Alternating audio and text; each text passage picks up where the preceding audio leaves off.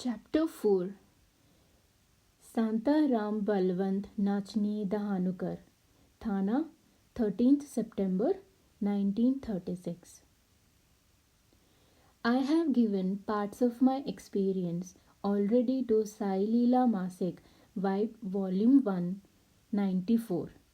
But as there was the feeling that it was a publication to all and sundry, I had expressed myself with considerable reserve and did not mention many features, especially those that ordinary people would not credit.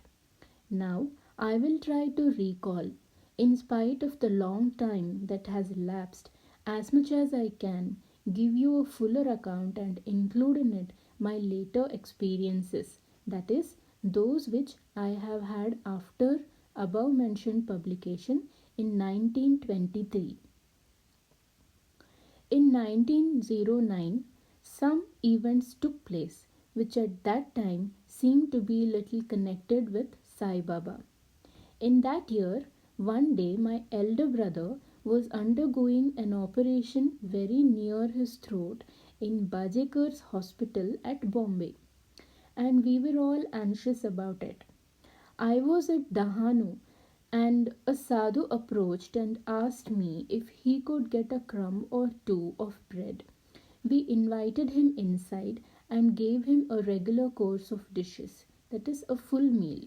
My sister in law was serving him all dishes, but she intentionally omitted at first to give him bhindi bhaji, that is, a dish made of ladies' fingers, thinking that it was too poor a stuff to be given to a revered and saintly guest. But the sadhu himself called for bhindi bhaji, and it was then served. That sadhu blessed us all and told us that the operation at the hospital that day had been safely performed.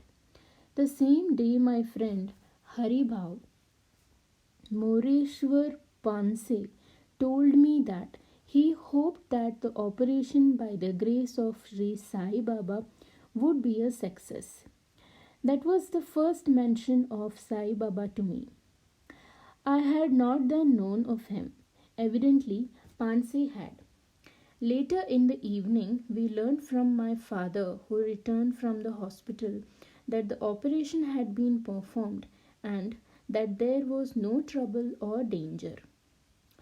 After the operation, a sadhu had appeared there and approaching the patient, passing his hands over the operated part of the body, and said all would go well.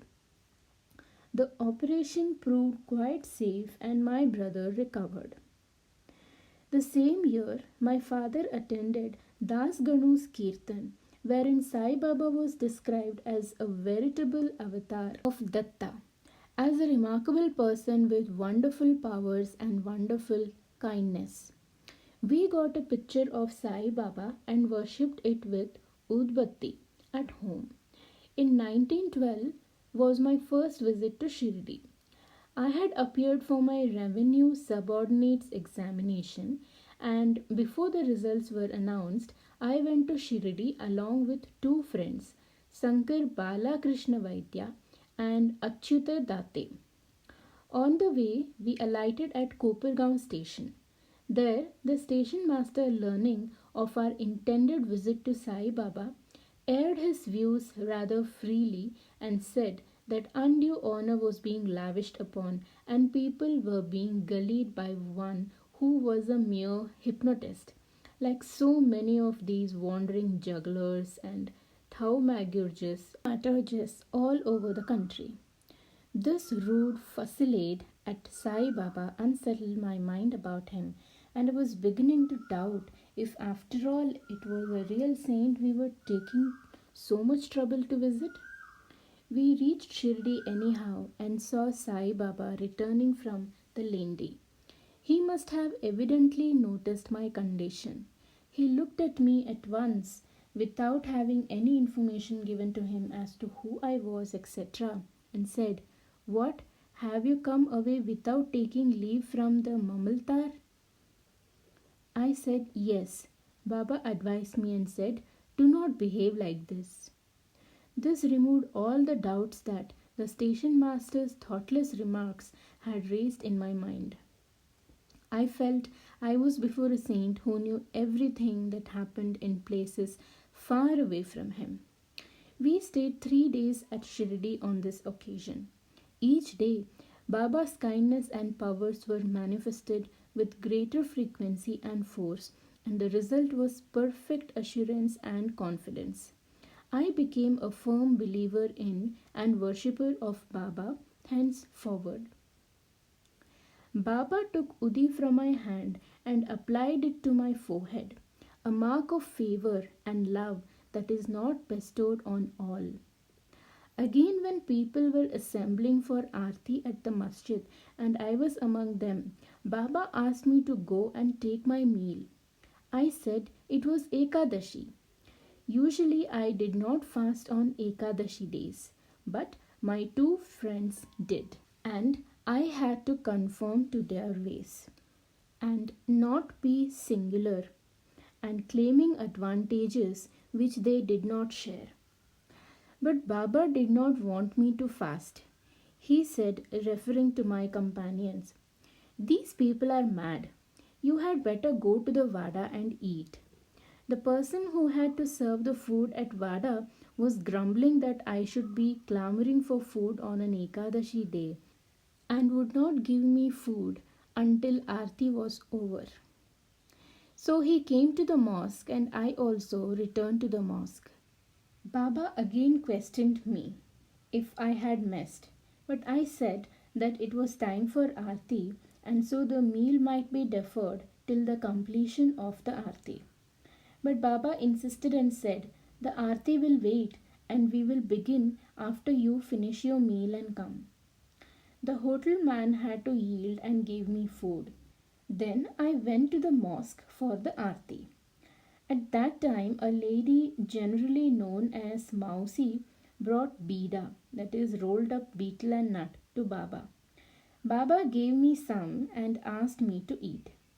As it is usual to avoid chewing betel and nut, which are considered as luxuries, and for that and other reasons avoided on Ekadashi days, I hesitated. Baba said again, "Eat it." I obeyed and chewed the bida. At the close of the Aarti, Baba took dakshina of rupees 4 from me and rupees 16 from Vaidya. He did not ask Date for dakshina as he was evidently not disposed to give it. There was a young Marwadi girl that was hankering after fruit and asked Baba for orange. Baba, by his own powers, knew that Date had kept back some oranges at the Vada and brought only the remainder to be offered at the mosque, and so asked Date to go and get the oranges. But Date was assertive and said that the fruit was retained by him for faral, that is, his own light meal on the Ekadashi day. He declined to part with it, despite Baba's request. Baba did not press his request further. During our stay, Baba revealed his interest in me and my family. When H.S. Dikshit, Jog, and Dabulkar were present, he told them I had been to this man's house for a meal, and here he pointed to me. He did not give me bhendi bhaji. My mind darted back at once to the sadhu who in 1909, at the time of my brother's operation, was dining with us, and felt assured that in the form of one sadhu or another, Baba was interested in our welfare and helping us even in 1909, unknown to ourselves. Later, I told those gentlemen of the bhendi bhaji which my sister-in-law had first failed to serve the sadhu on that occasion. That sadhu appeared to be an entirely different man from Sai Baba.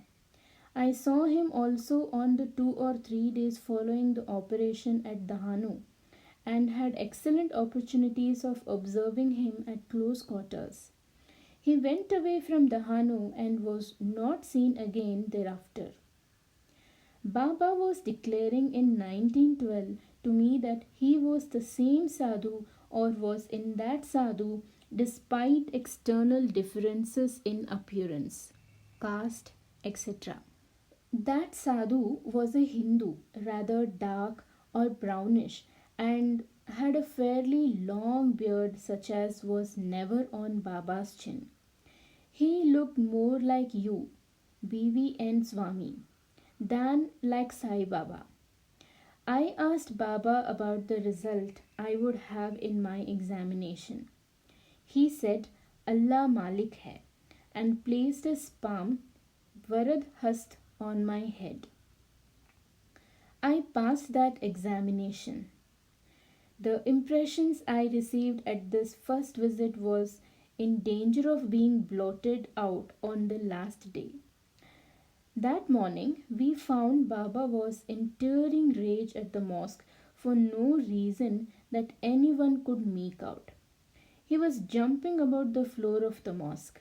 His eyes were red, and for 15 minutes he kept everyone in terror of him, and none dared to approach him. That made us doubt again if the station master's view that Baba was a madman was not right after all.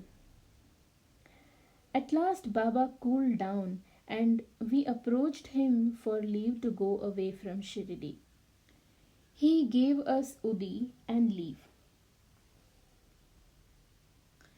In 1915, Baba gave me another blessing unasked. I was then employed at Tahanu, Thana district. It is not easy to get a transfer from Mofassal service to Metropolis service. But Baba said in 1912, come to Bombay for service. In 1918, this prophecy or blessing had its fulfillment or effect by my being transferred to Bandra, that is Bombay suburban district. The breach of duty that Baba pointed out was being absent from office without leave of my superior, the Mamlatdar, was noticed by the later Mr. B V Dev. But providentially, his order was merely that if I were to do so again, I would be punished. After this first visit, I was going oftentimes to Shirdi. On one occasion, that is in 1913, as I was starting, Haribhav M. Panse met me. He had been convicted for misappropriation and sentenced to imprisonment, but had been just then let out on bail pending his appeal. He was going up for the appeal which was to be heard that day or the next, and he told me to entreat Sai Baba's aid on his behalf. Tell him that I am in trouble and that I am innocent, he said. I went to Shirdi, and before I could communicate the message, Baba himself spoke about it. It was at the early morning Aarti, Kakada Aarti, at the Chowdi. Baba was in a very angry mood. He then told me, tell him that he need not have any anxiety and that he will be acquitted in the appeal. And when I returned from Shirdi, I met Panse and told him of Baba's reply. At that time, he informed me that he had indeed been acquitted. When I was at Shirdi about this time, that is in 1913 or so, Baba made an observation that we should not trust madmen. This commonplace altruism appeared to have no reference or significance for me. But what happened in 1914 showed that it was not a truism but a warning to me. I was a treasury master in 1914 at Dahanu. I was engaged in my daily puja at home, worshipping Sai Baba's photo, gods, etc. One Ramakrishna Balwant Panse, who was deranged in his intellect, was standing at the door of the cuisine, a little distance from my worship room. He was thought to be rather harmless, and none minded him. Suddenly, the man flew at me and grasped my neck with both his hands and tried to bite my throat, saying, I will drink your blood. Instantaneously, with one hand, I held the uddharani, strong metallic spoon used for puja, and thrust that and my finger into his mouth. The spoon stuck in his throat, and the man was biting away my finger with his teeth. With the other hand, I tried to extricate my neck from his hands. My mother also rushed in to help. Meanwhile, I lost consciousness. After some time and some remedial application, I recovered consciousness. His nails had dug into the flesh of my neck, and he had very nearly strangled me to death. The injury on my fingers also was healed. When next I went to Shirdi, Baba addressed Anna Chinchunikar and said, pointing to me, Anna, if I had delayed an instant, then this man would have indeed perished. The madman had seized with his hands his very throat. But I extricated him. What is to be done? If I do not save my own children, who else will? On 31 March 1915, we had a very thrilling encounter. Myself, Santaram Panse, and some others were travelling in a bullock cart at night in a dense jungle. We were at the Ranshed Pass. It was known to be infested with tigers. It was a dark night.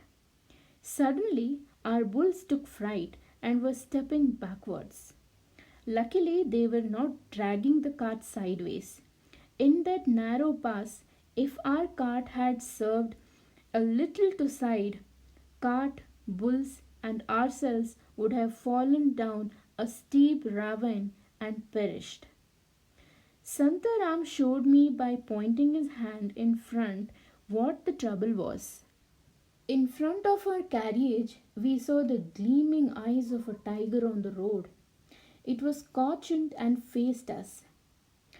Pansi, to save the cart from being pushed into the ravine, wished to get down to place a big stone or stick as a brake to block the wheel going back and asked me to hold the reins of the bulls.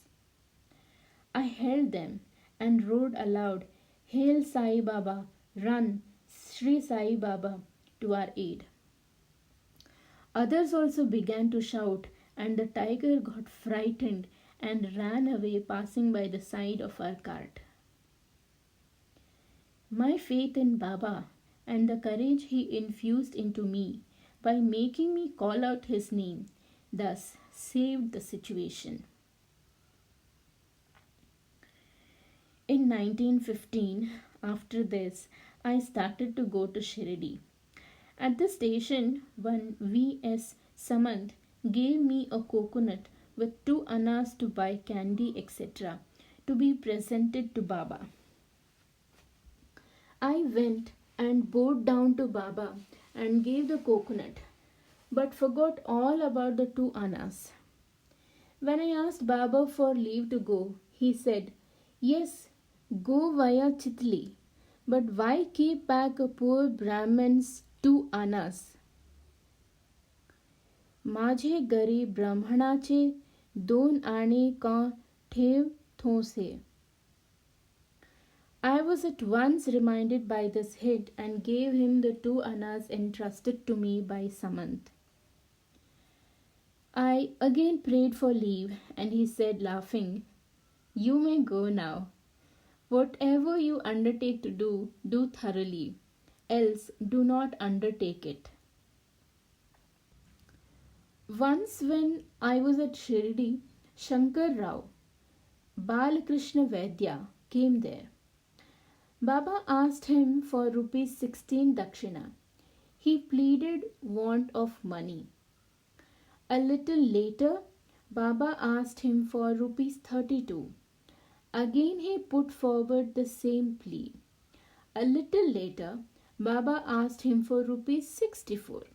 Then we told Baba we were not rich enough to pay such large sums. Then Baba said, collect the amount and pay. This proved to be a prophecy. Sometime later, Baba fell ill. A saptaha was celebrated, and it had to be followed by a grand feast to be given to all comers on a large scale. Money had to be collected. At the bidding of Dabolkar, Shankar Rao, and I started with the hat in my hand. The collection then made by us totally exactly rupees 64, and it was sent up. I gave Baba's Udi to Ravji Sakharam Vaidya to apply to his daughter Moru, who was having plague fever. It subsided. My father was something of a doctor. Parashuram Apaji Nachni, a Talati, had long-standing illness.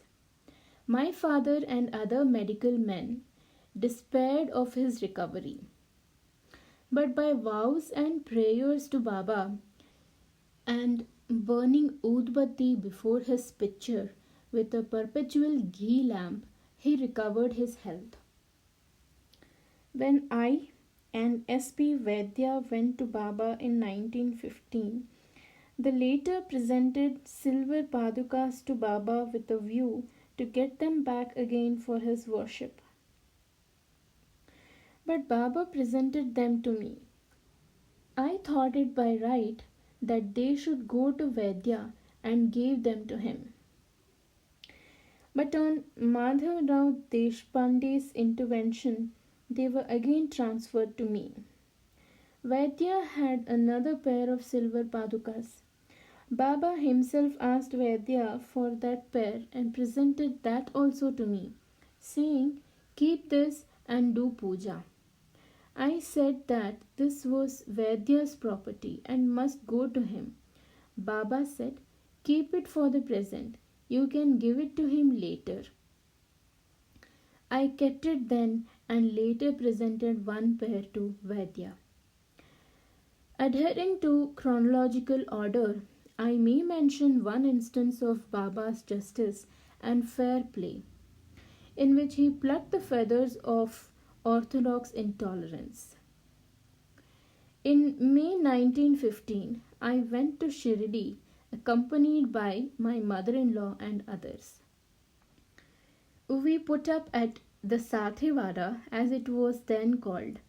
Since then it had changed hands and become Navalkar Vada, and Dada Khelkar was living in part of the premises. When my mother-in-law was cutting onions for our meal, Dada Khelkar, an orthodox Brahmin who abhorred onion, got irritated and fell foul of her. She took his abuse very much to heart. A few hours later, Dada's granddaughter was crying on account of severe pain in her eyes, and he went to Baba for relief. Baba then told him to foment the eyes with onion.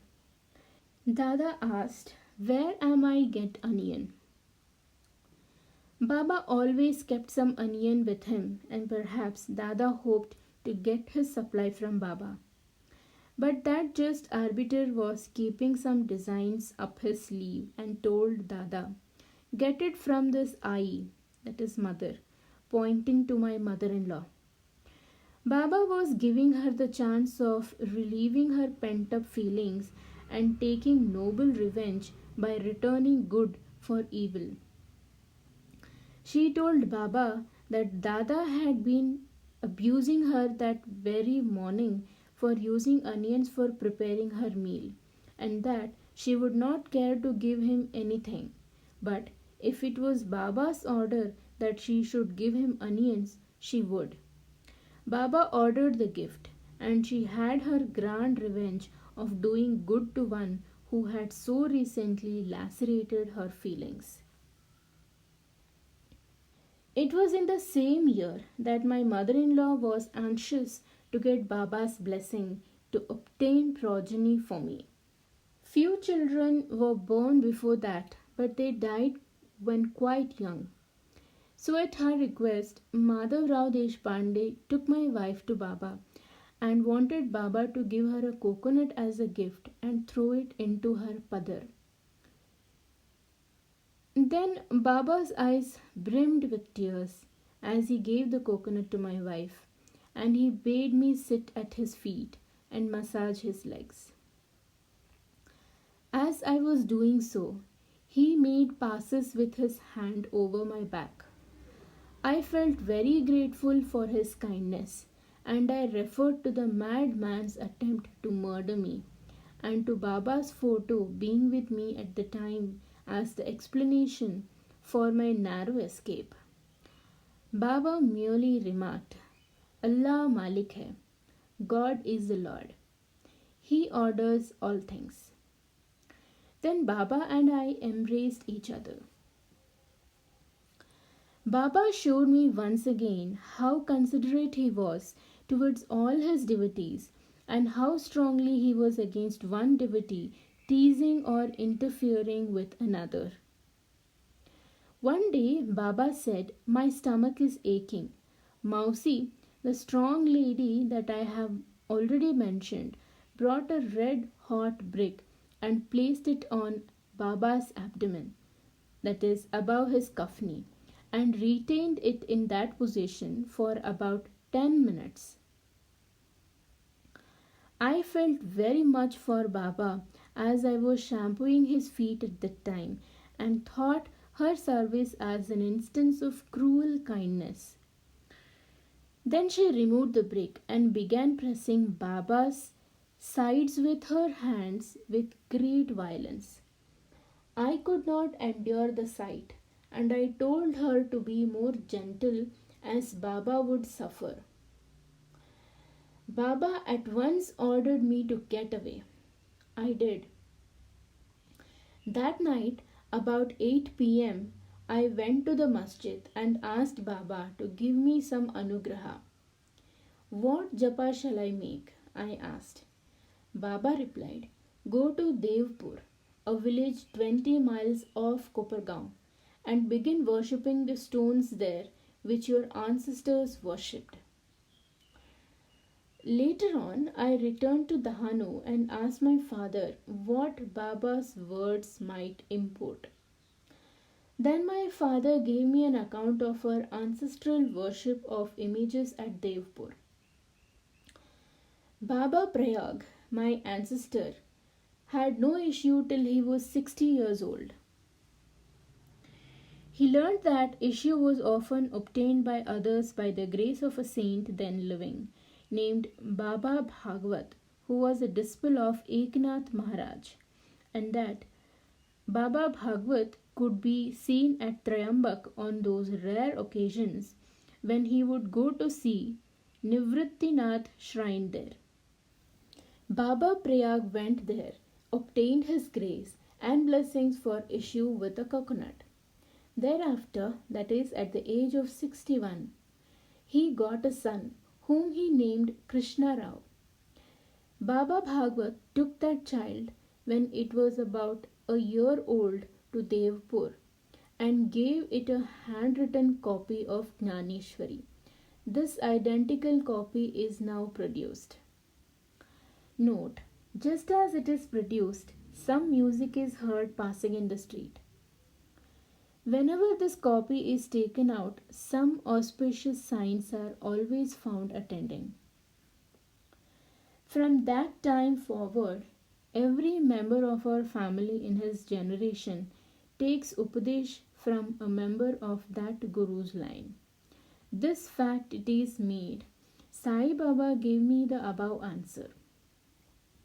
At that time, I did not know all these facts, but my father, to whom I communicated the answer of Baba, narrated these facts to me. In 1916, by Baba's grace, I was saved from a watery grave. There was a plague at Dahanu, and I had daily to cross a creek between my house and my office. One day, I returned from the office very late, and there were no ferry boat. I then took a Toni with a boy to paddle. Toni in Tamil or canoa. It got upset in the middle of the creek. I had swerved just a bit, but that was enough to make a little canoe capsize. From the time it capsized, I had my dhyana of Sai Baba. The boy who was rowing or paddling the canoe was a good swimmer and a resourceful lad. He asked me to hold on to a rope that was above water, connecting a bow with a ship which was at a little distance from us. I caught it and, with its help, kept my head above water. The boy hallooed to the ship, and the shipmen sent us a boat and saved us. In 1919, I had a son born to me, and this was the first son born after Baba gave my wife the coconut. With blessings from his mouth and with tears in his eyes, we named him Kaluram. To explain Baba's tears, a few facts about Kaluram's short life of 8 years may be mentioned. He was born under the constellation Mula. When the boy was only 3 years old, he was always repeating the mantra, Ram Hari Ram. It was in 1921, that is, when he was entering on his 3rd year, the effect of Mula was seen. His mother, that is my wife, died. No doubt the deeply sympathetic heart of Baba saw her coming end when he gave her the blessing for a child to be born under Mula. Anyhow, one might suppose that there was the mitigation of the sorrow in having brought a saintly infant prodigy into existence. But see what followed even in that matter. The boy was stunning the imagination of all that became acquainted with him. A pious and learned neighbor named Hegde watched him and declared that he was an incarnation of that playmate of Sri Krishna on whose back the latter got up to invade curd pots.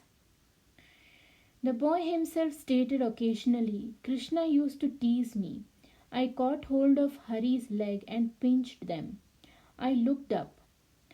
Hari, who was standing above me, upset the curd pot over my face. Then the lady of the house turned up, etc. The boy sometimes anticipated Hegde's daily study of Hari Vijaya and declared what stories or incidents formed the subject matter of the portion to be read on the particular day by Hegde. I saw him one day seated in a corner, with his head covered by a cloth. He was motionless and steady like one immersed in yoga. His eyeballs were upturned, but the cloth over his head, that was worn like a cowl, hid the eyes from my view. I lifted the cloth and asked him why he was covering his head. He said he was always doing so. Asking why he went on with this course of sadhana, he laughed. His precocity surprised me greatly. Once he asked me to get for him the latest special issue of a journal, Sandesh. When this was brought, the first picture on it was Sri Krishna's encircled by the Pranava Om. Kalu cut out that picture and stuck it on the wall. Then there was the advertisement of his master's voice. Records with a picture of the dog before the gramophone. Kalu's interrogation thereon was typical of him. Kalu, what is this? It is the advertisement of a phonograph. He, it is a special message of Krishna. What is the special message? He, what is the dog hearing? The music played by the plate. He, the dog hears his master's voice. Say the dog, so steady from head to tail, intently listening. We must be equally firm and steady. See how I sit? You also should sit like that and listen, and then you will hear Baba's voice. How do you know Baba's voice? He, I know. I will not tell you. Experience it yourself. In addition to his oral japa of Ram Hari Ram, Kalu Ram was going on writing that mantra in chits, and a quantity of them were with us. When Upasani Baba came to Andheri, he said he wanted such chits and they were handed over to him. In 1924, Gadgi Baba came over to my house to see this boy. In 1926, Kalu had dropsy and low fever. We gave him only Baba's Udi. The disease continued for a while.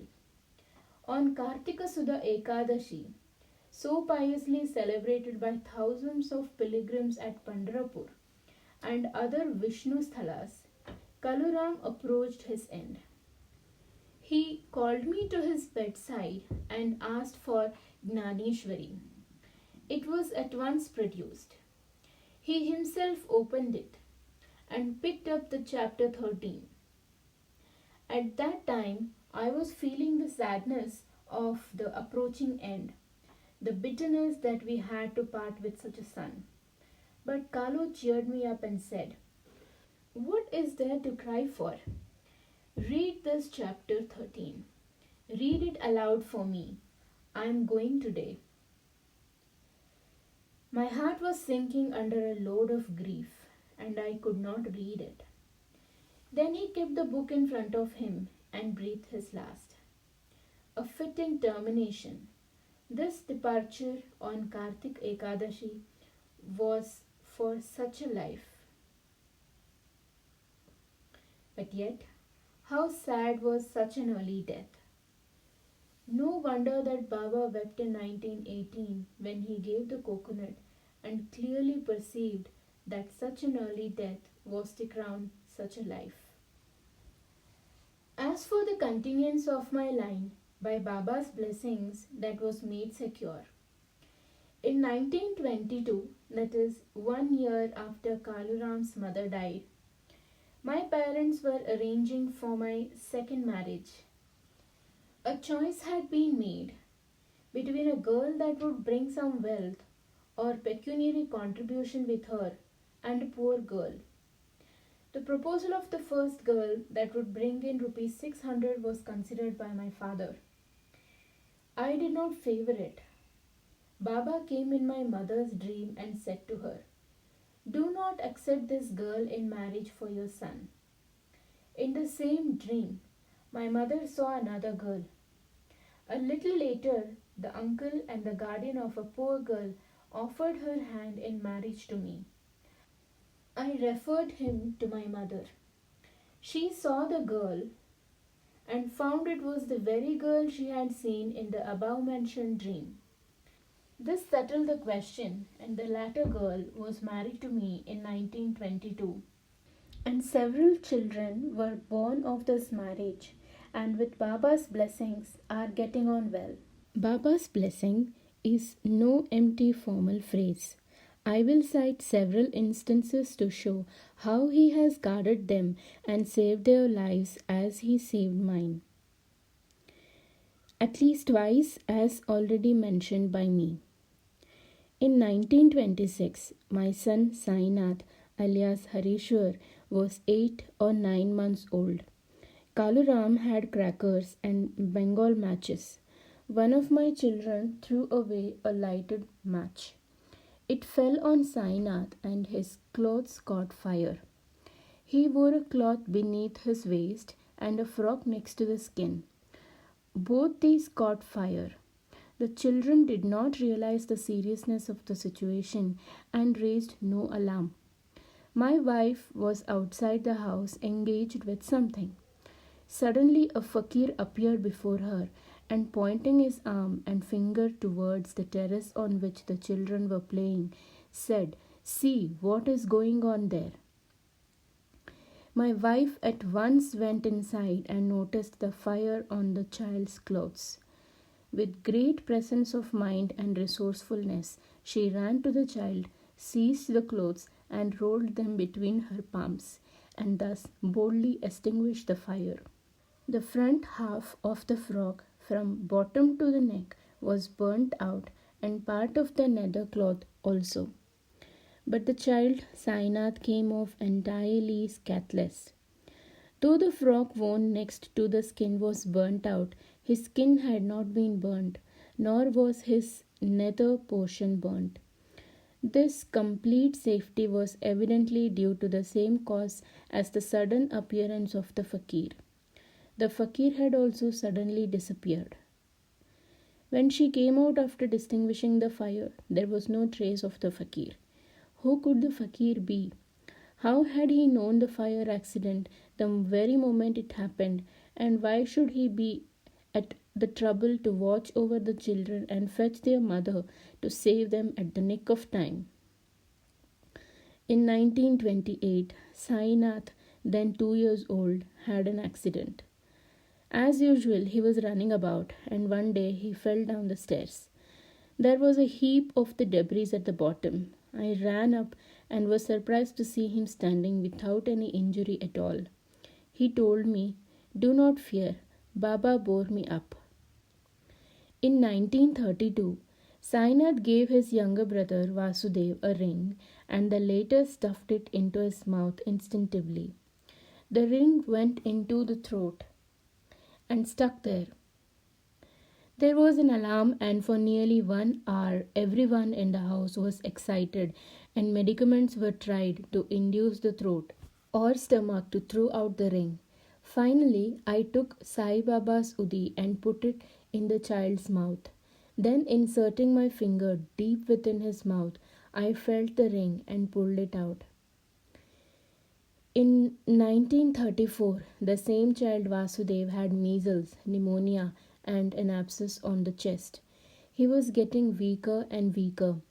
The doctor was afraid to operate on the abscess on account of the weakness. I applied antiphlogistin over the abscess. The abscess was opened. It was a wide open wound. The doctor would not help me, so I relied upon my doctor, Sai Baba, and trusting in him, put a bit of his udi into the wound. The deputy collector, Vasantrao Madhav Jadhav, now DC at Pune, asked me whether I was confident of a cure and within what time the gaping wound would be cured. I answered 24 hours. That night, Baba appeared in my dream and said, "Why did you say 24 hours? You should have said immediately." I apologized for my mistake in the dream itself. Next morning, the wound was healed up. Jadhav wondered and wanted Baba's udi and blessing for his own son, aged 4.5 years, who was down with pneumonia. I gave him the udi on the 6th day of that child's fever. The very next day, the fever stopped, though the attendant doctor stated that the fever would run its course for 9 days. That is, that it would last 3 days after I gave the udi. Jadhav sent up his thanks, offering ₹7 to be sent to Sri Sai Baba Samsthan. In 1935, that is last year, milk was being boiled on my stove. Anand, my 2-year-old child, came running up, stumbled over a stick, and fell upon the milk and stove. Just fancy what should happen in such a case. One would expect his skin to be scalded by the boiling milk, and clothes to catch fire. But here the milk was dashed down on one side and the stove on the other side, and the child lay between the two, neither scalded nor catching fire on his clothes. This year, that is 1936, Vasudev and his younger brother rummaged among the contents of an almirah and found a box full of what they thought to be peppermint lozenges. Vasudev ate some and gave some to his younger brother. The taste was unpleasant and they did not eat much. But what little was eaten made Vasu smart. His tongue was protruding. My wife inserted her finger into his mouth and extracted what she believed to be chunam, that is lime. We were then showed by Vasu the packet or box of sweetmeats that he had been consuming. It was sparrow snakes, the piece of fireworks that burn out, forming ashes that lengthen and wind about in the form of snakes. We then took him to the doctor, who administered an emetic which did not act.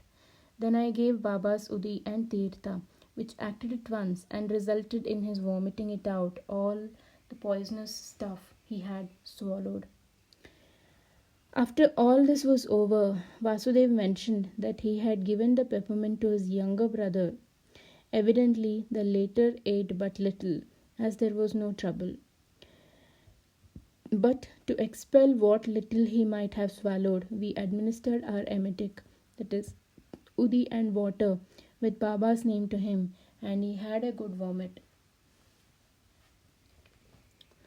A cashier in an office was in trouble last year about rupees 3,500, which was not accounted for. A friend advised him to go to me, and he came. That cashier disliked Baba, as Baba was Mohammedan. But when he came to me, I told him that his soul sanctuary was the Sai Mandir at Shirdi, and that he should go there and make a heartfelt apology and appeal for help. He went there, got a photo of Baba, and with the help of Sagun Naik, placed it at the Samadhi, prayed there, and came back with the photo. Things then began to brighten up. He was allowed 8 days' time to pay up the rupees 3,500. He went up, got money, and paid it. The matter was closed. There was neither dismissal nor prosecution. Similar help was rendered by Baba in another case. Mr. V. C. Chintnis, after his dismissal from service, came to me. I told him to cast his burden on Sai Baba and make an appeal at the Shirdi Mandir for help. He went to Shirdi and later he was reinstated in service. I shall mention what help Baba gave to members of my family for Sadgati, that is, at or after death. My parents were devotees of Sai Baba. My mother was aged 70 in 1926 when she died. She kept Sai Baba's photo to the last in front of her. As the end was nearing, she asked me to read Vishnu Sahasranama aloud by her side, and I did. Then, with Ram Ram on her lips, she passed away. My second wife passed away in 1929, and I was anxious to do everything necessary to secure Sadgati for her soul. I wished to take her bones and ashes to Nasik and dispose of them there with proper ceremonies. But I was beset with difficulties. My father was ill. I had admissed my feeling of bitter loss at her departure to make sure of the funds needed and the steps necessary, of which I had no idea. I took off with a sum of rupees 80 and, leaving a child of 3 years at home, started by train for Nasik. At Victoria Terminus, I found I had a fellow passenger who took enormous trouble for me and extended his sympathy and help even before the train started. He, where are you going? I, Nasik. He, why do you carry no bed? The nights are chill. I find no necessity. I am in no mood to mind these things. In 8 days since my wife died, leaving a 3-year-old son to be taken care of by me, he asked me to wait. He called out a friend and got a blanket and a bedsheet for me. I, how can you get these things so quickly? He, our quarters are very near. It is the Bombay Art School. Have the cigar, please. I, accepting the cigar. What is your name? May I know who you are? He, I am a peon in that school. My name is Ganpati Shankar. You may go to sleep now. Have no anxiety. I am also going to Nasik. I shall wake you up when we reach. I, what takes you to Nasik? Ganpati Shankar, simply to see Nasik. My Sahib is gone to Shimla and I get this chance of seeing Nasik. Then I lay down. Ganpati Shankar, do take good care of your money, or if you like, I will keep it for you if you give it to me in this steel trunk of mine. Then I handed over my 80 rupees to him and went to sleep. At Gothi station near Nasik, he woke me up. We washed ourselves and took tea. He paid for me also.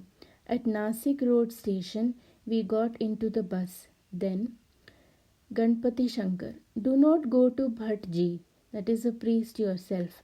I will settle everything for you. Do not trouble yourself.